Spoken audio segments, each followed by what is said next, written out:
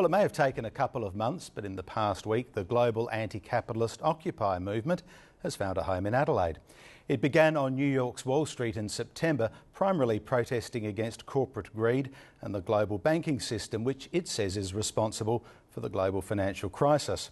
But while many of the protests abroad and interstate have resulted in violent confrontations with police, Adelaide's occupiers now appear to have chosen the path of least physical resistance. Rebecca Bryce reports.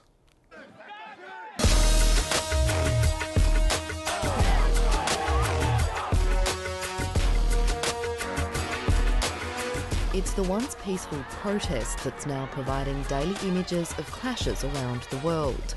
In the United States, where the Occupy movement began, to London, Sydney and Melbourne.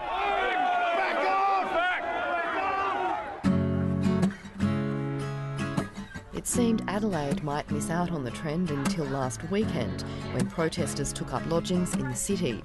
We're here because it's gone for too long, that people have been pushed aside, the little man has been pushed down by the big businesses, and if somebody doesn't take a stand, no one's going to. To see all the other people. Human need, planetary needs of sustainability are basic. We don't live without a planet that's alive. If corporate overrule takes over everything, we lose. All humanity loses. So only humanity can make it change happen. Some passers-by share the sentiments. So any thoughts that you might come down here and camp out here? No. Why not? It's not a tactic that I would employ myself. But you support them either way? Yeah, support. More sleep-in than sit-in, the Adelaide movement came about when a small group of activists started holding Occupy rallies. There weren't many other spots to choose from last Saturday with the Christmas pageant in town, so they settled on Hindmarsh Square. At the end of the rally, some decided to stay. Were you surprised that it took so long to start up in Adelaide? Because it's been, a good 2 months since the American one, Wall Street, started up. Not at all surprised. In Adelaide, we're a conservative city, but we have an underground movement and it's coming alive and well. Things start slowly in Adelaide but build up.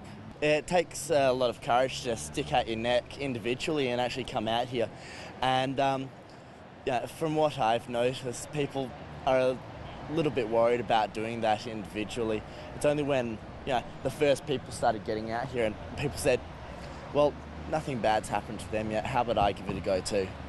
As many as 20 people have been staying in the 12 tents overnight, but not all are locals.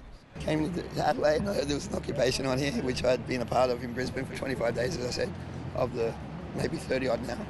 Yeah, no one's under any obligation to stay for extended periods of time. The more people we have here, the more powerful we'll become, and the better we'll be able to influence the game. I think the Occupy movement is a mass alfresco sulk, to use the words of British writer Rod Liddell. I don't think they have a coherent program. It's not clear what society or the government is supposed to do in response to their grab bag of ideas. Labor MP and former Attorney-General Michael Atkinson thinks the movement won't achieve anything.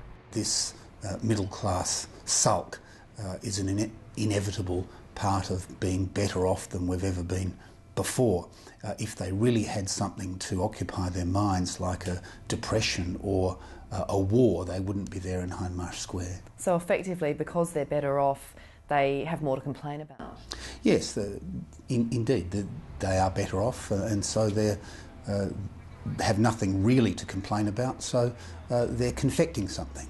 I think what they're doing is great, because they're fighting for something they believe in, so if everyone could do that, yeah, maybe we could have a better world. Don't worry, mate, not in the league. Yeah, I don't like to see the parkland messed up like it is right now, so yeah. If they've got something, the reason behind it, I mean, why not? But yeah, I don't know. I mean, if you're going to do something to get what you want. Maybe they should be talking doing to it the right way. Instead of just getting permission from the Ghana people, they should actually go somewhere and do something about it instead of camping out like this and making trouble for everybody else. Yeah. So you'd rather not see them there? Yeah. I would definitely rather not see them there. With supplies from local businesses, Adelaide protesters were sitting pretty until an eviction threat from the Adelaide City Council last Tuesday. The council backed down, giving them until the end of the week to apply for permission to meet publicly, but not to camp. On Thursday night, as another new member arrived, they sat down to discuss their next move. So we've got this danger of fetishising this one particular location, this one camp, and making it that's all Occupy is, when it's not. To move to the area where they wanted to, which is just behind there. 3 marquees, 3 3x3s permanently there would probably be well considered. Given that we're going to be storing equipment in there, it's okay if people are there looking after that equipment all the time, as long as no one's sleeping. We can spend hours and hours and hours, you know, going down this road, which is really part of the problem. This is why we're here. This is what ties people up in knots. The bureaucratic, you know, machinations of all levels of government that stops us caring about each other as people. In the end, though, the decision was made to cooperate with the council for a permanent site.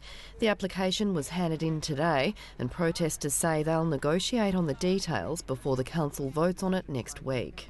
The pleasing thing, Rebecca, is they've said they don't want to camp there, so they don't want to sleep there. I can understand that, you know, young people don't have access to big vans to lug gear and equipment in each day. So as far as I understand it, it's about finding a suitable place for storage overnight. If 1 or 2 people want to sit in a chair in a park all night, well, I don't regard that as camping. No one here are politicians, none of us are in the halls of power. We're just ordinary people who want to be able to control what happens in our economy, in our politics and in our local community. Rebecca Bryce reporting.